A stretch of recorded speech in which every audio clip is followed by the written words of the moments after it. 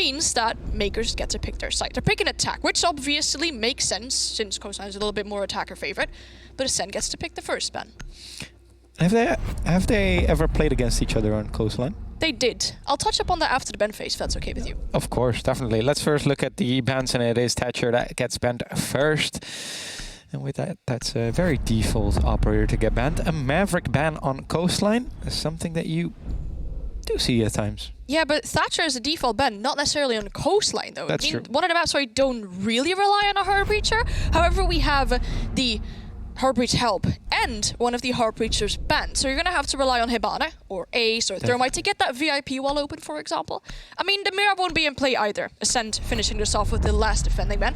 They're banning the Velk. I think we have seen Velk banned in the both two maps earlier today as well. I think it was Hyperio that banned Valkyrie twice already. So no Valkyrie in play. You're going to have to find your information through some other way.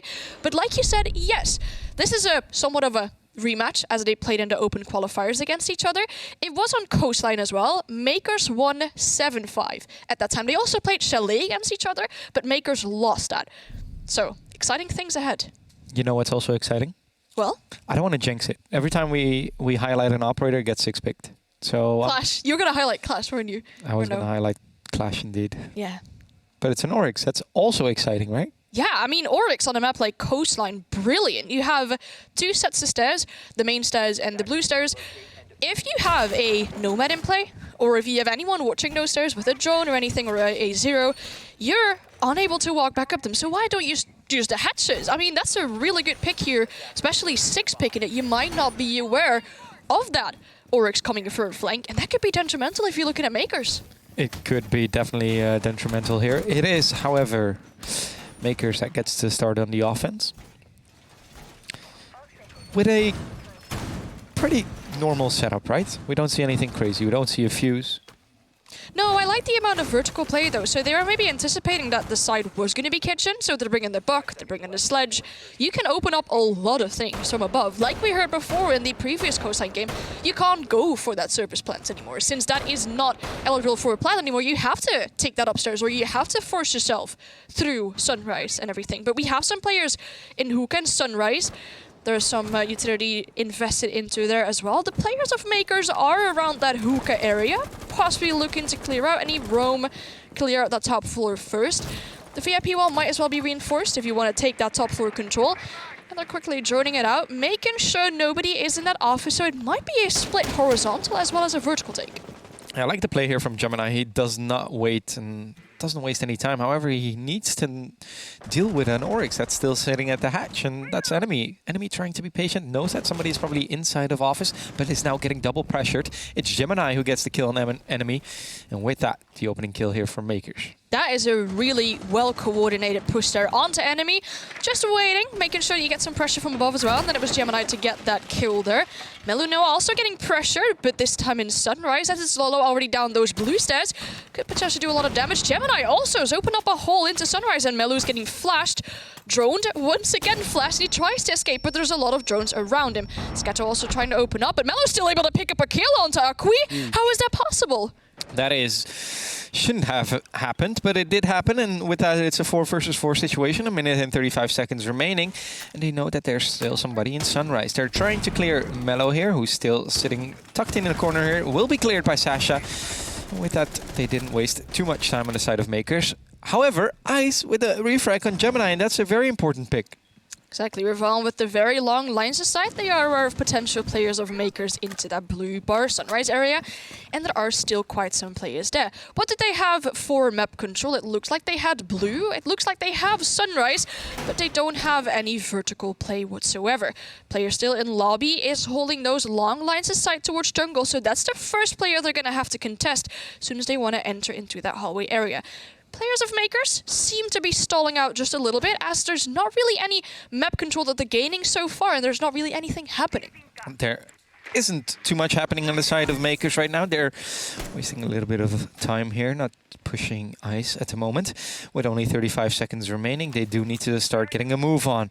They will do so with Scatto, who's trying to toss a nade at Ice, and that nade does land, and it's SHD with his first kill in the Challenger League. Welcome to the Challenger League, and welcome to that beautiful kill. A 2 versus 2 situation, 22 seconds remaining. And we see on the side of Mkers that they're trying to rotate, and rightfully so here, Anne. Yeah, Ravon's getting pressured onto the triple wall here as the breach is now open towards him, forcing him to go prone.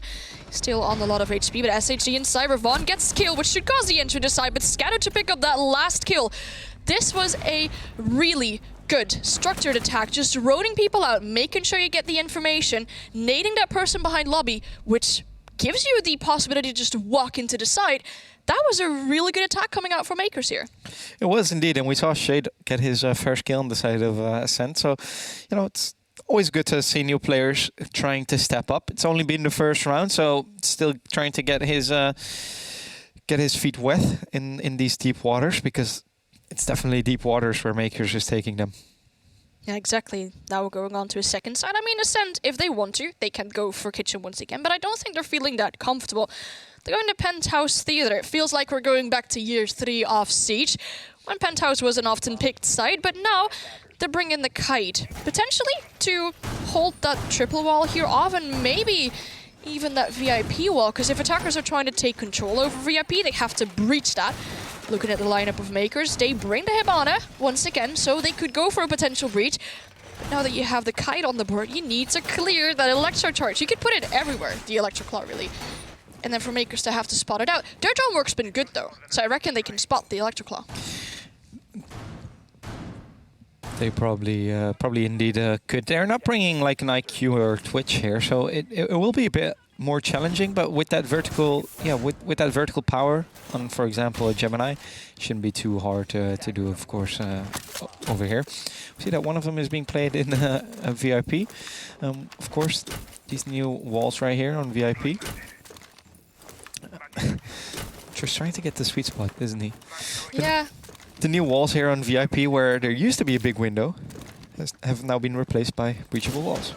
He might be scared that they'll bring like a Kali, right? Because you can hold really long lines onto the big window with Kali as well. And the further away you place that Electro Claw, the higher the chances are of it actually surviving if Kali uses her lens on that double wall. So he's trying to get it as far away as possible, so players that are, for example, underneath, players that try and Kali lens that wall, it won't necessarily do much damage to the Electro Claw here. Enemy playing really aggressive in VIP, looking to get that tap onto Sasha, but not really finding the head of Sasha just yet. Players of Mkers onto the roof already, trying to get some control, trying to get some knowledge. Spotted out the Electro Claw, so that could be cleared from underneath. So it is Coastline, the map that we're, of course, playing on. And on Coastline, it's usually a little bit more attacker favored, isn't it? Yeah, it is. And we're seeing that here from Mkers. Indeed, they've already have been able to win the first round. Oh, I like this Kate trick right over here. Just in the nick of time that he threw that Kate Claw. And with that, being able to keep this wall just open for a little bit longer. However, Mkers will not waste too much time and will decide to rotate. Gemini with the opening kill on Ravon, and that's the second opening kill here for Gemini. Yeah, exactly. Able to pick up one more for himself. Akui just lurking around that main door. Milo still on top of the main stairs. It looks like Mkers is really trying to clear out that VIP wall. I mean, having the control over VIP could give you easy access, but Akui is trying to nade someone from underneath. However, Shade is aware of that and will step away. Enemy with the kill onto Scado. And that is the Yana of the board. No more replicators, no more potential nades coming in from that side. Akui still has one, but that's it on the side of Mkers.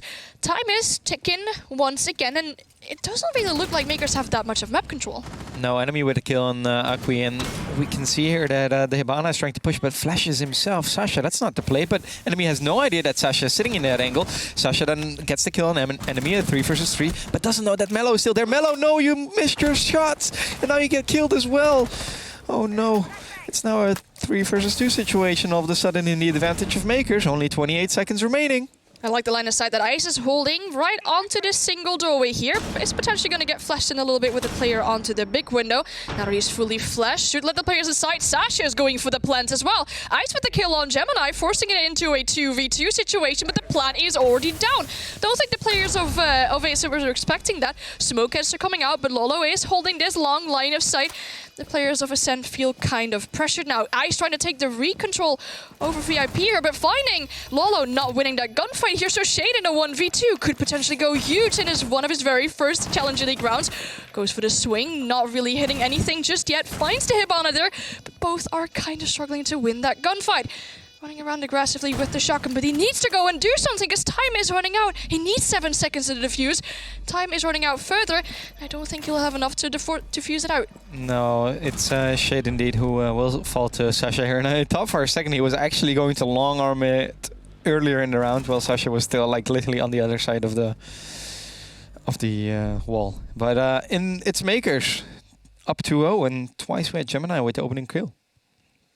In the end, it looked as if Shade was a little bit struggling with decision making, because you saw him trying to go for that gunfight in VIP, also wanting to go for that person outside VIP, but not really committing to either of these two. Would he have committed to, for example, the Hibana, just to swing it when Hibana wasn't necessarily expecting it? He could have potentially pulled off that long arm. I think what was huge in this round was that Melo was missing his shots on Sasha. That was very unfortunate. If he had killed the Hibana there, it would have been a whole different story to tell. It is very unfortunate, because he was trying to go back, and then that was the player on the big window that was able to get the kill onto Melo. Very unfortunate, losing that gunfight there. However, now they're going back downstairs, feeling more confident in downstairs than they did with Penthouse. I did like to see the Kai play so aggressive. They were really trying to invest into keeping that control over VIP, and it nearly looked like they were going to be able to do so, because they were trying to trick the breach coming onto that double wall. They were just holding off as much control as possible, but still, Mkers managed to get in VIP, get open that wall, and just plant behind the bed. And I don't think that Acend was already expecting that. We see the Oryx being brought again, and also the Thunderbird. We also see the penthouse hatch being reinforced, and then why would they reinforce that penthouse hatch? They want a hold of control from top floor. Once again, they're bringing a Buck, they're bringing Ash, they're bringing all these like breaching charges, so you can do a lot of self-destruction from above. If you want to hold a hatch, for example, I mean, if you can open that easy, you can drop into lobby and then gain control over bathroom. So I understand why. Also, probably when you want to rotate, right? You have a rotate hold right there, and also the kitchen door. So it makes the bathroom door, excuse me. So it makes it a whole lot easier to rotate when that hatch is closed. The refrag will come here from Ice, because he knows that Scatto just killed his teammate and is going to rappel in. 2 quick kills in a matter of 40 seconds. It was once again Mkers with the opening frag. Yeah, even though it's already 3 rounds in, Revan's not having the greatest of games just yet. Found himself being the opening death twice now. Now Mkers slow it down just a little bit to make sure that they know where the players of Acend are. One of them still in office. There's also someone assisting him around CCTV and security. Looks like they're also getting this up for control now. Gemini over being down, as well as Lolo being killed by Shade. Enemy seems to fall as well by Akui, but Gemini is down. They need to pick him up. They need to regain that control over office, with still 1.5 minutes in play. Yeah, it's Mkers that decided to wait a little bit. We saw Sasha here. He probably heard, wait a second, I'm picking up Gemini here, so don't be too aggressive right now, because we might be able to still help you. It's Melo versus Sasha, a little bit of a ring around Rosie, but in the end of the day, it's Sasha who pulls back and chooses, as we would say in Dutch, eggs for his money. Yeah, once again, we see Melo being under heavy pressure in Sunrise. It's actually Akui just jumping in and getting a kill onto Melo. I don't think Melo would have expected him to just jump in. I think Shade was holding the long line of sight, but potentially missed a player jumping in. Gemini forcing himself down those blue stairs. Another set of flashes coming into the kitchen. Shade now under more pressure behind that bomb chassis, but the players of Mkers have gained control over Sunrise, as well as a bit into that kitchen hallway. Shade still trying to contest those long lines of sight with the SMG-11.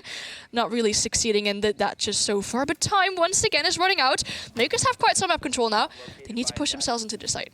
Yeah, what I like about Mkers right over here is that they played pretty much as a team, didn't they? And we saw Sasha pulling back out of sauna, as they would call, excuse me, out of, oh my goodness, that's a C4. That range, that's a very well used C4 by Shade, because now the top 4 control is out of hands of Mkers.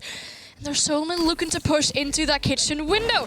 Shade's still really close to that window. Akui trying to retaking the control over Sunrise because they have to. Ice, however, in the garden, loses the gunfight, and then it's Akui to get that last kill. How does he just get to run in there, winning that gunfight on the guy in garden, and then also behind the bomb chassis? It looked detrimental for Mkers when they lost that top floor control. However, Akui just stepping up huge for Mkers, pulling in a third round for them already. So it is a quick rehost here because we lost one of the players on the side of Mkers, and do they really need that extra player? They're shredding through Acend right now, 3-0, and that's quite huge, right? Beautiful play from Akui in the last round. Yeah, definitely. I mean, it was looking quite bad when they lost that top 4 control. Really good C4 by Shade. I was thinking that was going to be out of range, but obviously Gemini was on low HP, so it'll do some damage to you still if you're further away from the C4. That lost them a top 4 control. They were looking to jump into that kitchen window and to have Gemini holding top floor with the buck and just trying to hold back any pushes onto that diffuser, but they lost it. Really good, quick rethinking of the plan by the few remaining players that we had of Mkers, and just go force yourself through Sunrise. I was thinking Ice was going to win that gunfight there. He was just waiting for Akui to push into Sunrise. Yeah, we're getting right back into action. It's 3-0 in the advantage for Mkers right over here on the map Coastline. And we know that Coastline is quite attacker favorite, but this attacker favorite, 3-0. Pretty good from Mkers so far. Yeah, it seems that Acend's not really comfortable with kitchen nor with penthouse, so they're going to try blue bot this time. An essential point of the map so far has been office. Seems that Mkers gets that control over office quite quick. And if they do it this time, they might look at a really easy entry into the site, because the site is literally right next to office. It'll be essential for Acend to hold onto that office, as well as like anything surrounding office, like security and everything. You don't want to have Scato, like he did last round, just repel onto security windows and find that first kill there onto Ravon. You don't want to have that. You want to keep that control in hands for as long as possible. Otherwise, you're basically giving free real estate to Mkers. And let's not forget what Mkers did wrong against Reply Totem. And every time they would have a man advantage or even 2-man advantages, they would just kind of get sloppy and kind of get overconfident. And that's something that they seem not to be doing over here. So kudos to Mkers. They've definitely learned from their previous mistakes. We see that Akui opens up the blue bar window over here. Was it really needed to use a S-charge for that? I mean, they don't have a castle. They could have shot it open, but like, it puts pressure though. Like, you can't just openly rotate through blue anymore if that window's open. I think we do see one of the defending players sitting in that office. But Lalo just trying to drone him out. Nello has a C4 in hands. Could also just hold back that control in office for as long as possible by playing it quite safe, and that's what we want to see. Has that ADS there to potentially protect him from flashes or nades or any kind of throwable utility. But Mkers has completely switched it up. They're also traded around Sauna, trying to get the breach, trying to force themselves in through that way. Still also having Gemini on that blue bar window, forcing none of Acend to be able to rotate through blue bar. It is Acend that still has presence here in kitchen and also on the top floor, and you know, it's pretty good, pretty detrimental to have. They're currently in hookah, not really getting put under pressure here by Mkers. They're deciding to kind of ignore that and are currently trying to get office control. Finally in aquarium. Does that also mean that they're going for a hookah push here? Could be, because they're trying to get that top for control, but Mello has a C4, which I touched on really earlier just in a bit. Shade with the opening kill onto Scatter, though. I think Gemini was briefly looking to get that kill on the player in office, but Akui with the kill onto Shade. That is not looking too good. Mello seems to fall to the shots of Akui as well. He's into the side. He's hiding behind the bomb. Gets up another one. How is he able to just walk into the side like that? Ravon, though, with those shotgun holes towards the blue bar, but Akui just walking in further. Picking up another easy. Could he go for the potential ace? Onto Ravon. Ravon picking up one onto Gemini. Been a 1v3 situation. Sasha's trying to go for the defuse, but Akui could potentially go for an ace here. Oh my goodness, is it indeed going to be Akui? It's a 1 versus 3 situation currently. Ravon has to try and clutch this up, and I'm really liking Akui here. He's not being too aggressive. He knows that he can get that ace, but he's just trying to play this cool. Probably it shows that Mkers is doing so much better this time, and Lola with the last kill, but a huge round there from Akui with a 4K, Anne. I think what I really like to see this structured take from Mkers, because what they did is essentially in the beginning of the round, they broke the potential rotate through blue, shooting open that window. Then they potentially knew someone was going to be in office. They decided to ignore that, just to not put pressure onto office, because they were doing that all of those 3 rounds before. This time, they tried to take control over top floor. They tried to take control on sauna, put some kind of pressure there. As soon as they had a player above and killed that person into office, Akui just sprinted onto the side. That's the kind of aggression that you love to see, and that fits a map like Coastline so well. He was on site. The players weren't expecting him at all. He's able to pick up 4 kills. How is that happening? How is that happening? Indeed, it is. Akui currently on 8 kills, and with that leading the scoreboard for his own side, but also the enemy side, because Acend, the highest amount of kills is on the side of Shade, who's the newest addition. 5 kills. Yeah, I mean, if you are stepping in for a team, right, you potentially play in unpredictable positions, like the analyst has pointed out earlier as well. They might not have prepped for where you might be. You might be able to pull off the things that a other teammate of Acend might not be able to do so. So I understand that your sub might be performing really well. It's really good to have Shade step up. You don't want to stop subbing for a team and then end up going 0-7, pulling out a James Bond, for example. We have seen those James Bonds before, but so far not really seeing any just yet. Everybody has at least 1 kill. That's good for everybody's kind of self-confidence. It's now Gemini who's trying to aggressively enter here in Sunrise. Has done so successfully and can hold an angle on a potential roamer that's still below. Akui playing quite carefully here, just peeking a window or two, trying to pick up a person that might be peeking a little bit too aggressive, but it currently seems that on the side of Acend, nobody's peeking. They're just waiting and saying, you know what, Mkers, we've been losing our gunfights. We finally want an opening kill, Anne. I haven't had an opening kill in 4 rounds. 4 rounds in a row, it's been Mkers.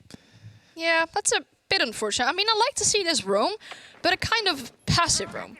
Players are just waiting for Mkers to push that. There's nothing really happening. I mean, the players of Mkers taking it slowly as well, just opening up onto this hookah balcony just now.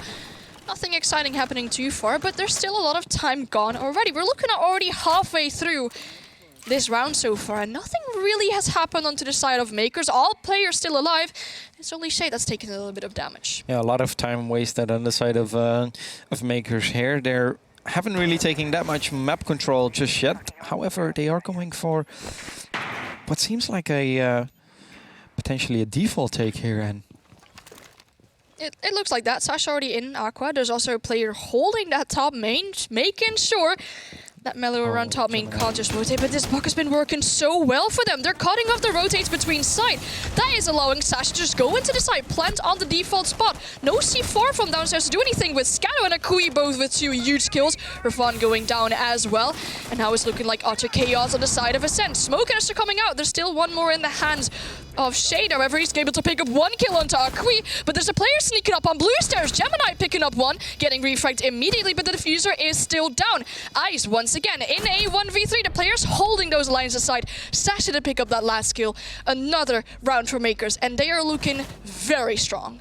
5-0. You heard it. 5-0 here for Mkers. My goodness, it's time to wake up, Acend, and maybe just have a tactical timeout. What's going wrong here for Acend? It seems like, you know, it just seems like Mkers is. Just seems like Mkers is really on point today. I wouldn't be surprised if they ban the buck next time. Not Mkers, obviously, but if Acend bans up banning the buck. It's been working so well for them. They're getting that vertical control from upstairs or from underneath. They were just cutting off the rotate. They were basically forcing that smoke to stay far back in hookah, so we couldn't throw smoke canisters onto that default plan. There was no C4 from downstairs. They had a player on top main, but they were holding the flank. This is looking like such strong siege coming out from Mkers, and I'm loving to see it. Yeah, definitely, and you really see that they've learned from their mistakes, right? We saw it in that in a situation where Akui had 4 kills. He could have easily gone for the 5th kill. He could have easily done that. But he said, you know what, guys? I'm just going to hold an angle just like you guys. Let's just play this out. I think the game versus Reply Totem really woke him up. Definitely, yeah. They're playing this a little bit more passive, which is obviously good to see. You don't want to be overswinging things here, being Makers. They did that before, right, as you pointed out, versus Totem. And I mean, if you're underestimating a team, you might feel a little bit overconfident, but their attacks are looking really strong. It's just classic Siege. Drone out enemies, spot your enemies, make sure you get the control around them, and kill them. I mean, Akui just walked onto the side as well, for example, the previous time. Can they pull out that 6-0 flawless attacking round? Or will this be the point where Acend's coming back? 6-0 would be... It really damaged Acend's confidence here, I think. And I mean, we'll see if that tactical timeout has worked in the advantage of Acend or not. I'm curious to see whether it has. And sometimes I just wish I was a fly in the wall, and sometimes I just wish I could listen into these conversations. I was like, a fly in the wall, what are you thinking about? Now it makes sense. I do like to see the kind of flexibility that's coming out from Acend, because they've not won a single defense so far, so they have never been forced to go to their side. However, they've tried all defensive sides, so they feel somewhat comfortable on all of these, or they want to try at least all of them.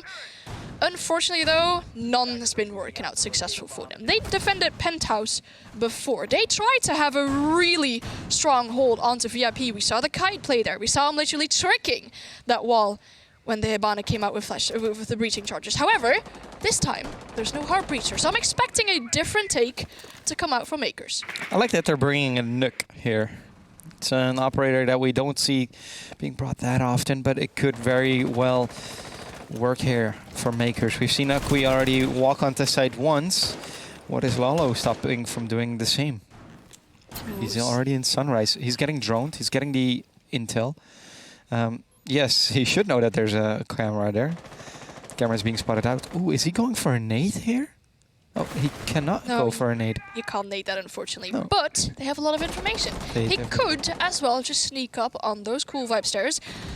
Surprising that player onto Vaster, but Lalo with the opening kill onto Revan. That is indeed the Vamaya around Vaster. Beautiful spotting out. Good teamwork coming out from Mkers. However, it's Lalo to fall now by the gun of Melu. So we're back to a 4-4 man count this time. Gemini rappelling onto top main window, trying to put some pressure onto the player in the penthouse door. Being assisted here by Scado, who's getting that bulletproof camera, which should allow Akui to just jump in there. Definitely, it is Mellow here that's still worried of a south push, and rightfully so. There's an Iana replicator drone here, and also, of course, an Ash who's still on the window repelling. Oh, that C4 is going to be tossed. It's explosive versus explosive, and the explosive of Scado wins this battle. Hey, Ice, you should have seen that coming, and now it's a 4 versus 3 situation in the advantage of Mkers. Mkers absolutely rinsing Acend right over here. Currently up 5-0, and it looks like it might become 6-0 here, Anne. Very long line of sight being held by Shay, but unfortunately not good enough reaction time to get the kill on the player of Mkers there. They have the man advantage. Time, however, seems to be running out just a little bit. Akui putting pressure onto underneath. Melu is forced in all different directions as he gets injured now as well. 4 players remaining on the side of Mkers. Now Shade is being pushed further back into the side, but the players of Mkers seem to be coming from everywhere, holding lines aside, but Shay just gets the team kill onto Melu with the smoke canister. That can't be happening. Enemy definitely getting pressured, losing the gunfight to Gemini. And Shade in a 1v3 pulls out his last smoke canister. But Gemini is trying to pressure him here from VIP, being pushed from all these sides, and Shade just tries to go for the swing there, doesn't win the gunfight. It's Gemini to pick up that last kill, and a flawless attack in half from Mkers. They're looking at the first map point. My goodness. 6 rounds in a row they have to try and close this out. 6 rounds. Should be enough, right? Come on, it's Mkers over here. Are we going to see a 14-0 here? Will be the first 14-0? Mind you, this is a Sense map pick. That's unfortunate. And we're going to Bank after this. Yeah, that's indeed. We still have to see Bank. Wow. Definitely. First, defending half, though, coming out from Mkers. They're choosing to go to Kitchen. They're bringing out the Alibi, an operator that we've seen a little bit more often since they buffed her MX4 Storm. They're bringing out the Oryx as well, immediately making those rotates there with his Ramadesh. Could also go for heads and everything. I think they're trying to take this top foot control, hold this top foot control for as long as possible. Scado would just be able to run around that map, literally trying to put pressure from everywhere, because that's what Mkers has been doing on attack as well. Is there a player in penthouse? Fine, we'll just pressure him from underneath, so he has to run away, then gets injured and gets smoked off by his own teammate.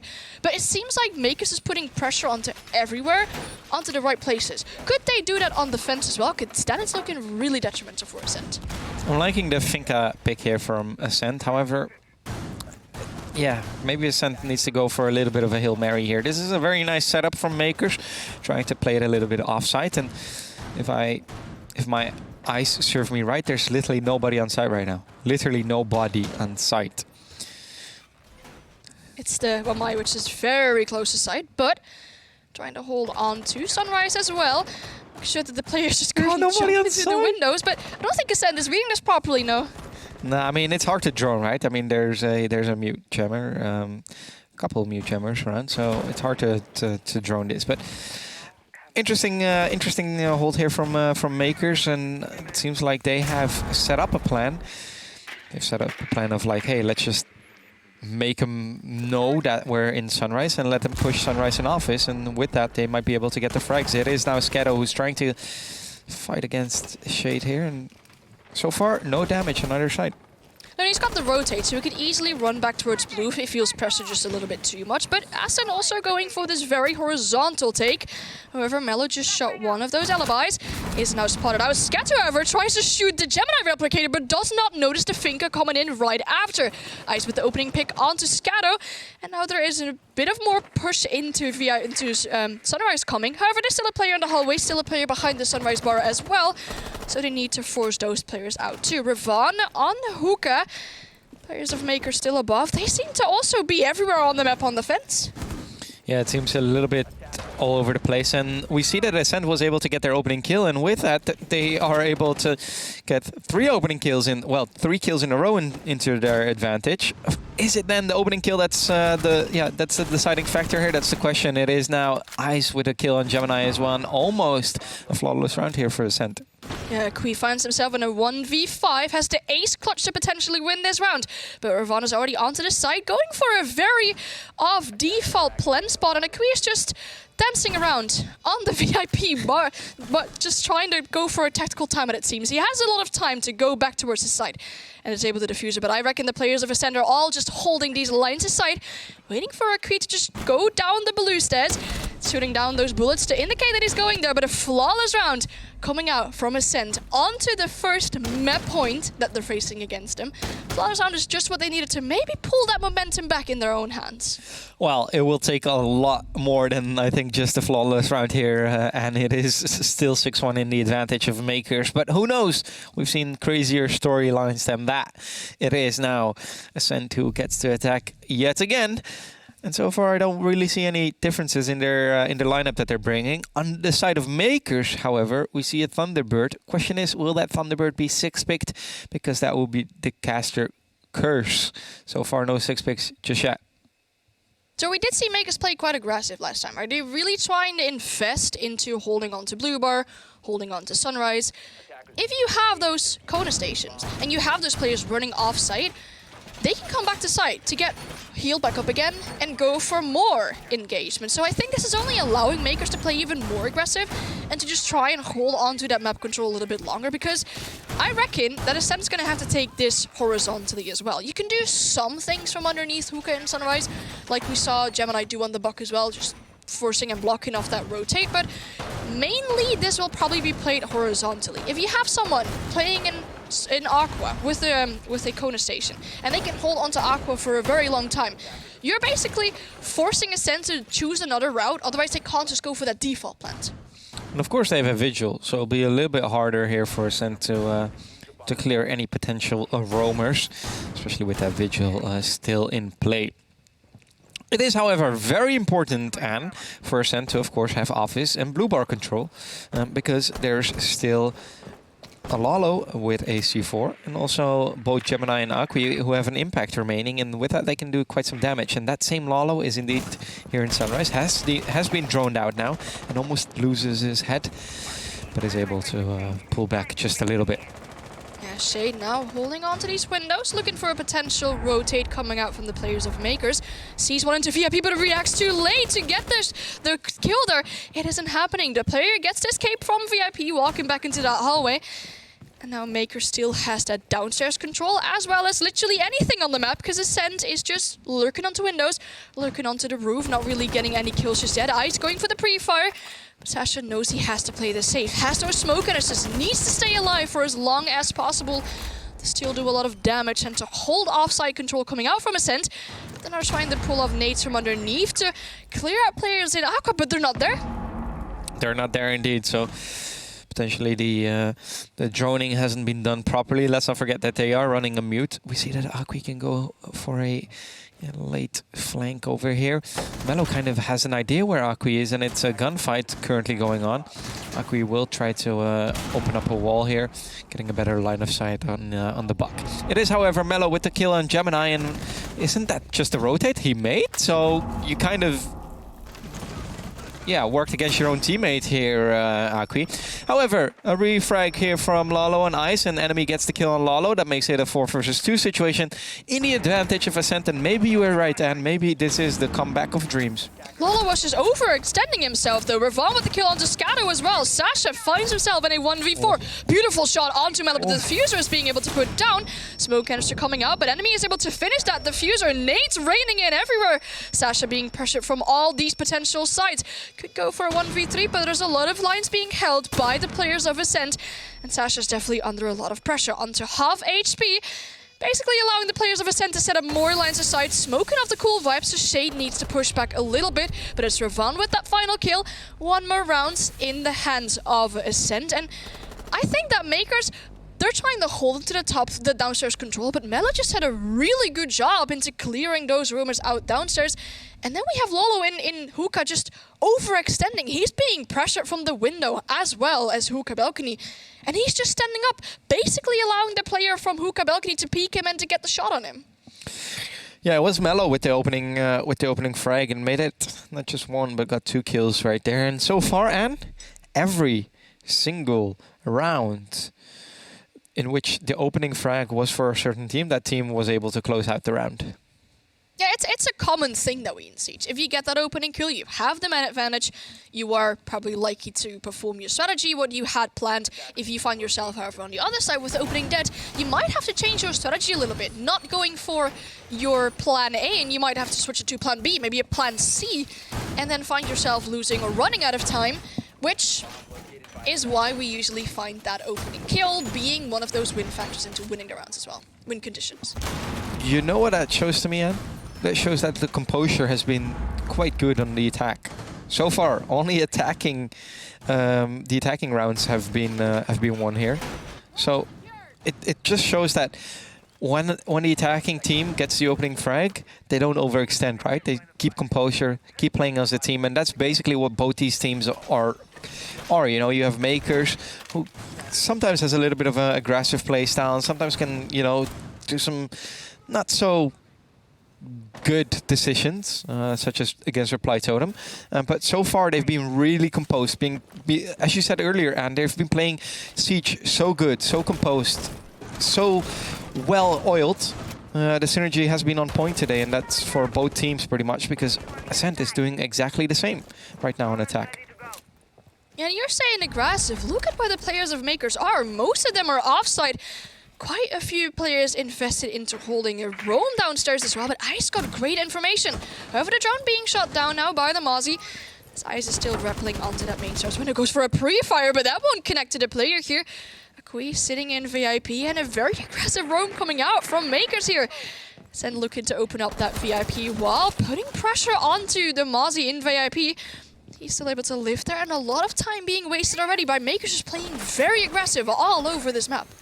Yeah, they are indeed, and we see a C4 being tossed here. Will do a little bit of damage on Shade, but it's Gemini who is able to get that kill on Shade. And with that, you would say this is game, right? It's Mkers with opening kills, so that means they will win this round, right? That's what you think. It's Melo with the refrag on Lalo, and that makes it a 4 versus 4 situation. 1 minute and 38 seconds left, and on the side of Acend, it doesn't really seem that they have a plan just yet. Maybe their plan is rotate back to the Hookah side of things. It's looking like Aqui's got a pre-placed C4, but he finds himself on the other hand of Ice's gun. Looking at a man advantage coming from Acend now. Mellow, however, on about 60 to 70 HP. Could lose a gunfight earlier. However, there is a RC return charge being sent in. Could potentially get the shield, but the shield on Vey still remains, giving Jaeger a little bit more of a safe place to hide. Melu can't really drone because the Mute Jammer is blocking his vision. There is a drone into Hookah. Ice with another kill onto Sasha. This is not looking good for the players of Mkers. Gemini, however, wins that gunfight against them. An enemy. The Fuser is now dropped in the penthouse. Could he go for another one? No, it's Gemini to fall. Scato in a 1v3. The Fuser is down. He needs to contest this once again.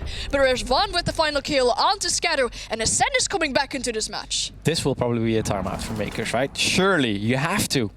You're losing three rounds in a row.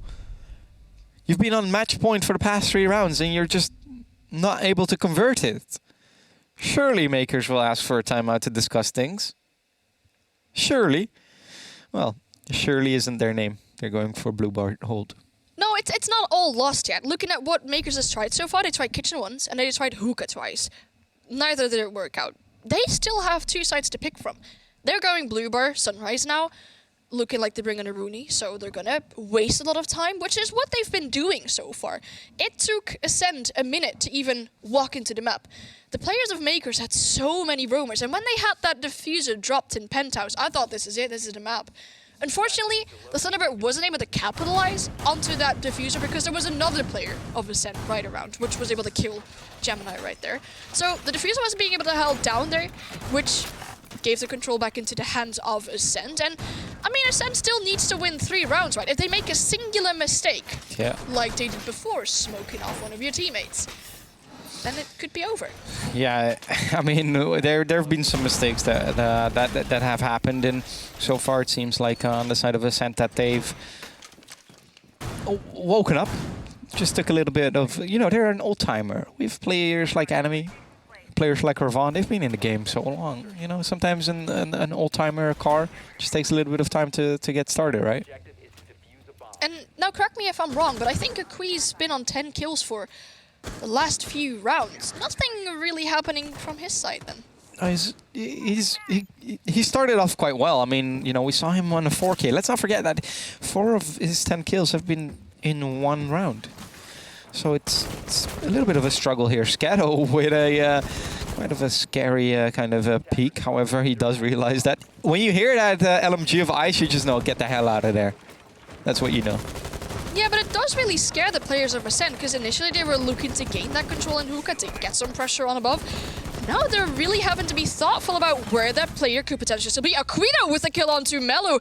And this could be huge because they're losing the buck. Say goodbye to your top 4 control because you don't really have that much to gain that top 4 control with.